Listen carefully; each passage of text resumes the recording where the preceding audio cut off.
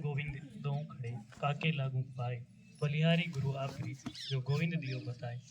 मेरे बचपन के गुरुजी जो यहाँ पर विराजमान हैं, उनके और हमारे गुरुजी आनंदी रामाचार्य जी के चरणों में नतमस्तक होते हुए माँ शारदा, माँ भारती के चरणों में सादर वंदन करते हुए यहाँ पर विराजमान आदरणीय मुख्य अतिथिगण एवं मेरे समस्त सामान्य शिक्षकगण और मेरे प्रिय विद्यार्थी, जैसा कि आप सबको पता है, हम आज यहाँ पर 12th क्लास के विदाई और आशीर्वाद समारोह के अंदर एकत्रित हुए। विदाई नाम अपने आप में एक संदिग्ध, भावनात्मक, हार्दिक से जुड़ा हुआ शब्द है। मतलब यहाँ पर आते आते ही ऐसा स्टेज आ जाता है हम सबके सामने। आप लोगों के लिए तो ये 1 साल का काम शायद पहली बार होगा। हमारे सामने यहाँ पर जितने भी गुरुजन विद्यमान हैं, उन सब के सामने ये हर साल आता है। यहाँ पर आकर के हमें दुख भी होता है और खुशी भी होती है। खुशी इस बात की है कि जिनको हमने इतने समय से अपने साथ रखा था, वो आज यहाँ से आगे आगामी शिक्षा के लिए एक नया कदम उठाने चाहे और अपनी उज्जवल भविष्य के लिए प्रयास करने के लिए यहाँ से आगे जा रहे हैं। और दुख इस बात का है, जिनको इतने समय तक अपने साथ रखा था, आज उनसे बिछड़ने का भी समय है। तो मैं शुरुआत करना चाहूँगा, श्री राम जी के जीवन से हमें कुछ बातें हैं जो हमें बताती है, अगर हम उनको जीवन में उतार लें तो हमें सफलता से कोई नहीं रोक सकता। जैसे अभी आपको बताया गया था कि ये स्थिति ऐसी होती है जब हम एक चौराहे पर खड़े व्यक्ति के समान होते हैं, जिसको ये पता नहीं है कि ये रास्ता किस साइड जाएगा, ये रास्ता किस साइड जाएगा। रास्ते चारों तरफ हैं और चारों तरफ रास्तों पर हमें सही मार्ग दिखाने वाले कम और गलत मार्ग दिखाने वाले आपको बुला रहे होते हैं। तो हमें अच्छा मार्ग चुनना है, तो उसके लिए कुछ बातें हैं। सबसे पहले हमें ये निर्धारित करना होगा कि हमें अपने जीवन में करना क्या है। वो लक्ष्य आपका आज इसी दिन से बन जाना चाहिए कि मैं ज़िंदगी में करना क्या चाहता हूँ। उसके लिए, उस सफलता के लिए आपको निरंतर प्रयास करना चाहिए। अब सफलता के जो 3 सूत्र हमें श्री राम से सीखने को मिलते हैं, वो मैं आपको बताने जा रहा हूँ। सबसे पहला कि सब कुछ कभी भी खत्म नहीं होता। आपने सुना होगा कि राजकुमार राम अगले दिन राजा राम बनने वाले थे, लेकिन उसी समय उनको वनवास घोषित किया गया, उनको वनवास मिला। एक तरह से उस समय प्रजा के लिए और हमारी सोच से अगर देखा जाए तो श्री राम के लिए सब कुछ खत्म हो गया। लेकिन उन्होंने वनवास भोग करके जब वापस आए तो उनका जिस तरह से राज तिलक हुआ, वो शायद उन्होंने कल्पना भी नहीं की थी, ना हम लोगों ने की थी। तो सब कुछ कभी भी खत्म नहीं होता। और दूसरी चीज, हमें जो कुछ भी सिखाया जाता है, जो शिक्षा हम लोग लेते हैं, वो कभी भी व्यर्थ नहीं जाते। राम जी को शिक्षा दी गई थी राजा बनकर के एक राज्य को चलाने की, मिला उनको वनवास था, लेकिन वनवास के अंदर भी उन्होंने इस प्रकार से उस शिक्षा का उपयोग किया, जिसके बदौलत हम सब ये प्रेरणा ले सकते हैं कि हमें जो शिक्षा चाहे किस प्रकार की भी मिली हो, कभी भी वो बेकार नहीं जाती। और इसी के साथ में अगली चीज जो विद्यार्थी के जीवन के अंदर सबसे महत्वपूर्ण होती है, आप सबका साहस, आप सबकी उम्मीद और आप सबका जो प्रेम है। जैसे कि आप सबको पता है कि श्री राम और लक्ष्मण 2 भाई थे वन के अंदर। माता सीता का हरण करके रावण उनको वायुयान से ले गया था, अकेले थे, उनके पास में कोई सहयोगी नहीं था, लेकिन फिर भी उनके अंदर एक लगन थी, एक आस्था थी और उनको पूरा खुद पर भरोसा था कि हम हर हाल के अंदर सीता जी को हैं वो ढूंढ लेंगे और वहाँ से वापस लेकर आएंगे। तो उन्होंने अपने उससे आस्था के पीछे जो कार्य किया और उनको सफलता भी मिली।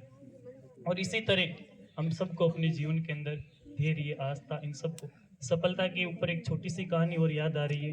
वैसे समय तो बहुत कम है, लेकिन फिर भी बोलना चाहता हूँ।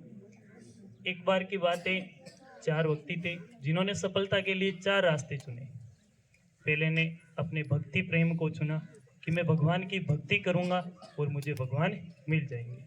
दूसरे ने ध्यान योग को चुना, तीसरे ने ज्ञान का उपयोग किया और चौथे ने अपनी जो इंद्रियों पर नियंत्रण है उनको काबू में करने के बदौलत सोचा कि मैं भगवान को प्राप्त कर लूँगा। चारों ने खूब प्रयास किए, लेकिन उनको जिंदगी में कभी भी भगवान के दर्शन नहीं हुए। एक बार का समय था, भयंकर तूफान आने लगा और उस समय वो चारों ही उस तूफान से बचने के लिए भगवान से प्रार्थना करने लगे। जैसे जैसे तूफान नज़दीक आता गया, वो सब भगवान के मंदिर के अंदर जाने लगे। मंदिर के अंदर गए और तूफान को रोकने के लिए भगवान से प्रार्थना की, लेकिन भगवान प्रसन्न नहीं हुए। जैसे ही उनको ऐसा लगा कि तूफान तो हमारे नजदीक आ चुका है, उन चारों ने मिलकर के भगवान की मूर्ति को जकड़ लिया और जैसे ही उन्होंने भगवान की मूर्ति को चारों ने मिलकर के चारों तरफ से जकड़ा और एक साथ उन्होंने पुकार की भगवान से कि हे भगवान, हमें इस तूफान से बचा लो। वहां पर बहुत तेज रोशनी हुई, भगवान ने साक्षात उन्हें दर्शन दिए और बचा लिया। तब उन सब ने भगवान से एक एक करके प्रश्न किया कि हमने पूरी जिंदगी आपकी भक्ति की, लेकिन आपने कभी दर्शन नहीं दिए, आज क्यों दिए? तो भगवान ने कहा, वो बात ध्यान से सुनिएगा, कि इतने दिन तक आपने एक चीज के पीछे जिंदगी गंवाई, चारों चीजें अगर आप साथ अपनाते तो आपको जरूर मैं दर्शन देता। वहां पर जो भगवान थे वो आपकी सफलता, और वहां पर जो चार व्यक्ति थे वो है आपके मन, आपका ध्यान, आपका ज्ञान और आपका नियंत्रण।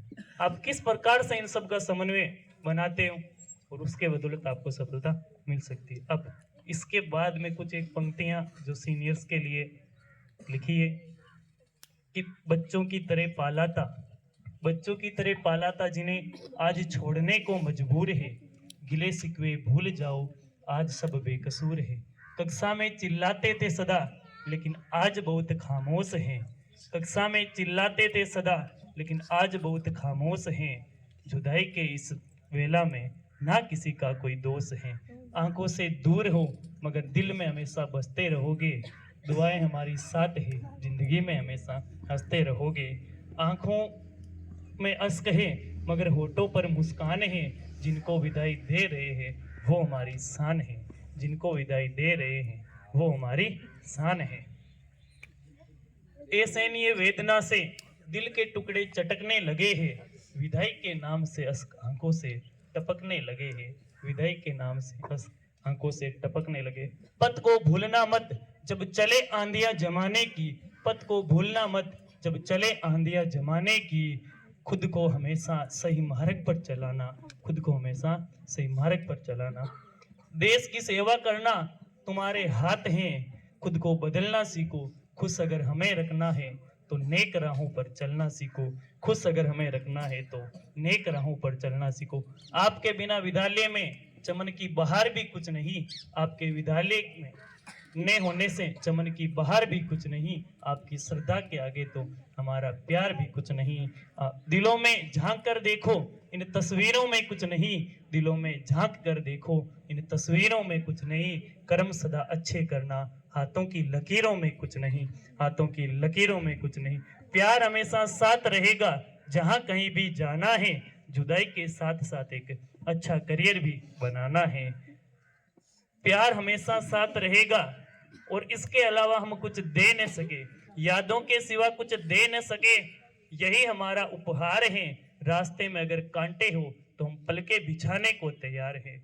और इसी के साथ में आपसे विनती है कि आप यहाँ से हमसे बिछड़ रहे हो लेकिन आते रहना, मिलते रहना और विद्यालय से अपना जो लगाव है वो बनाए रखना।